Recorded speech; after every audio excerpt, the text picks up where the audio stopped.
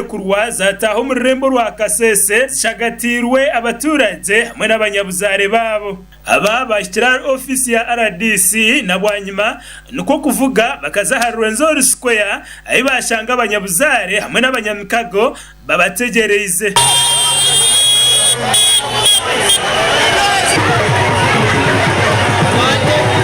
wabakuriye kusemerwa kw'amani Bwanyima yo kureba buri muntu nashoro mu rubasezi umahari yomwe. Excitement is as a result of the release of their people, and you can see there is a lot of jubilation.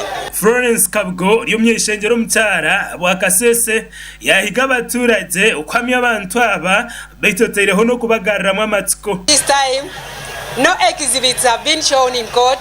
They have not been arraigned in court, but then at the end of the day they have been asked to say something like, we do not understand. Anyway, at the end of the day we say thank you.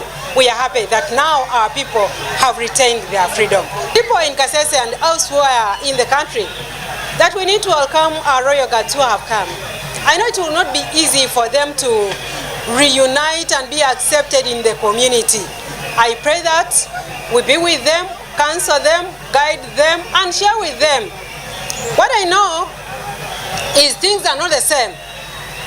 Some women have gotten married to other men. Some children are no longer going to school. Some children have gotten very many problems. The situation is not the same. What I would just urge you, the people, is that these people have been released, but there are several problems that they are going to meet in their respective areas. Me as a leader of the people, I would urge and advise and request the people of Rwenzori sub-region that we start a fundraising drive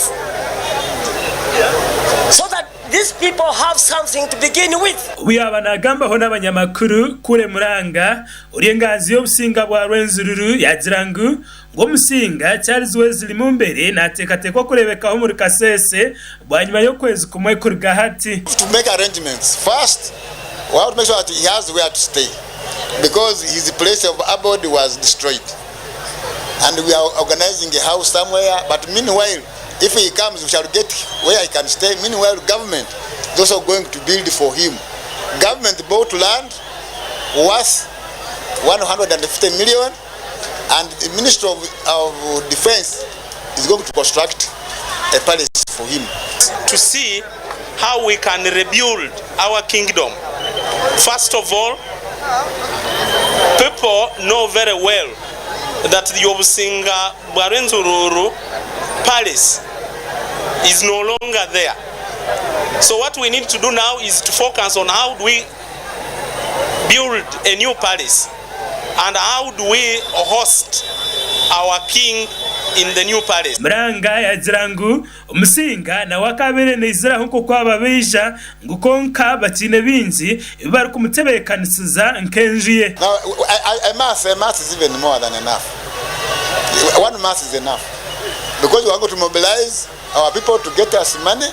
We finish his house in Hima, then we shall mobilize government to do the work here, and once the engineers of Ministry of Defense are given that chance, it can take them 3 months, the whole project will be over. No babakume aba bataruka hari abandi abakomerwe nabo abarimo wabera ryenganzi yo businga bwa Rwenzururu Thembo Kitumbiri wagumereyo Bwanyima yo kwanga kwikirizana no bushonshoretse government yabateireho amakuraga gasha kwa Gerard Muhindo aba Sky TV agenshonga.